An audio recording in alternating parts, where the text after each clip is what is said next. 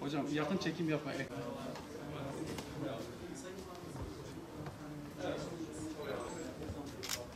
Yanında olacaksın, şu tarafta olalım. Tamam. Aynen. Arkadaşlar, üç arkadaşlar ikisi.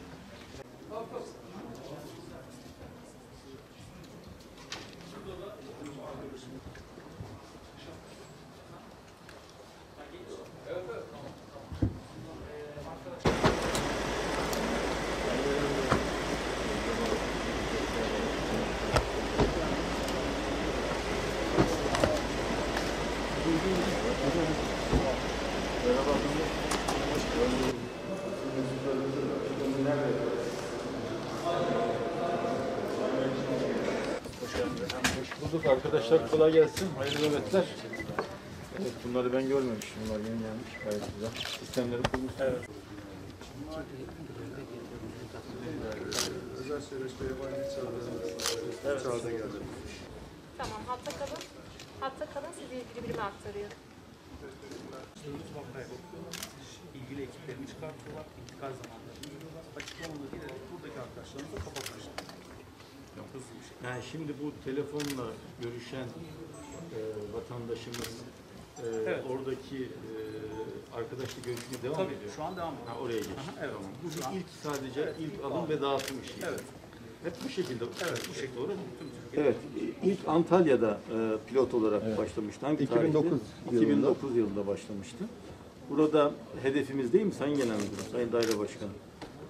Hedefimiz acil çağrı numaralarının çok sayıda olmasının getirmiş olduğu kafa karışıklığını engellemekti. Evet. Tek bir Amerika'daki o 911 benzeri tek bir acil çağrı numarasıyla vatandaşımızın acil konusunu tek elden çözebilmek ve hız ve koordinasyonu sağlayabilmekti. Doğru. Antalya'dan sonra bu yaygınlaştırılmaya başlandı. Evet efendim. Kaç il daha geldi sonradan? Şu anda 48. yıl açıyoruz. Biz Batman olarak 48. Evet. il olarak 112 Acil Çağrı Merkezi'ni Devreye alıyoruz. devreye alıyoruz. Bugün itibariyle bizim ilk çağrıyı almamızla bu hizmet Batman'da başlıyor. Resmi açılışı ise 25-26 ilin binaları biten 26 ilin resmi açılışlarını ise Sayın Cumhurbaşkanımız ilerleyen tarihlerde yapacak. Biz şimdi devreye alıyoruz. Bakanlığımız, İller İdaresi Genel Müdür Yardımcımız ve Daire Başkanımız Ya izninizle Sayın Genel Müdürüm izninizle.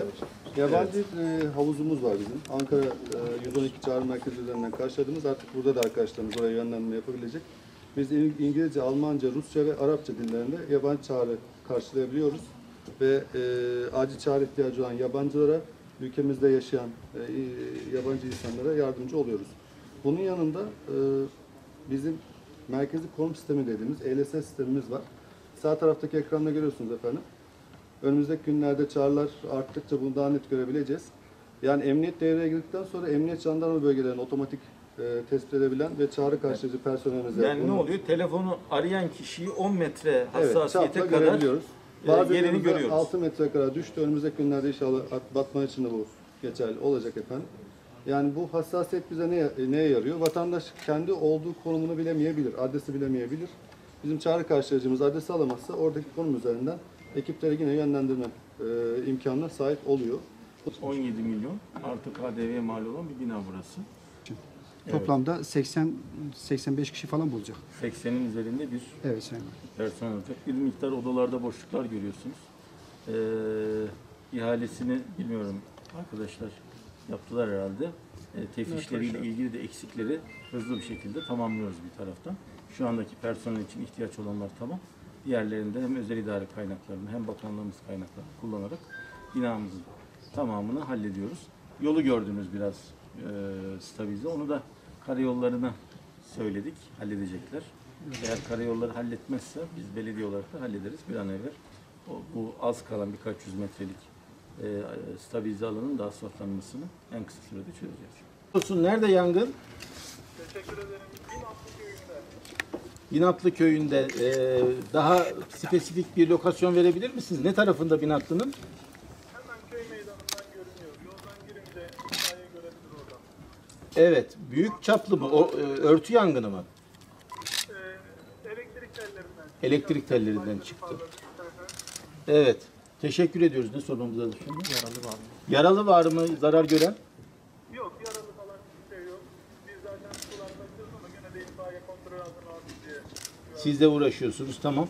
Şu anda biz Batman'da 112 acil çağrı merkezinin ilk çağrısını sizinle alıyoruz. Ben Batman Valisi Hulusi Şahin. Geçmiş olsun size. Sayın Valim çok teşekkür ediyoruz. Hayırlı olsun. Çok sağ olun. Teşekkür ederiz. Bundan sonra 112'yi aradığınız zaman başka numara ezberlemenize gerek yok. Sadece 112 tüm acil durumlarınızda size hizmet verebilecek durumda. Çok teşekkür ederim Sayın Valim. En kısa sürede de ekipleri yönlendiriyoruz. Geçmiş olsun. Sağ olun. Sağ olun. Çok sağ olun. Hoşça kalın.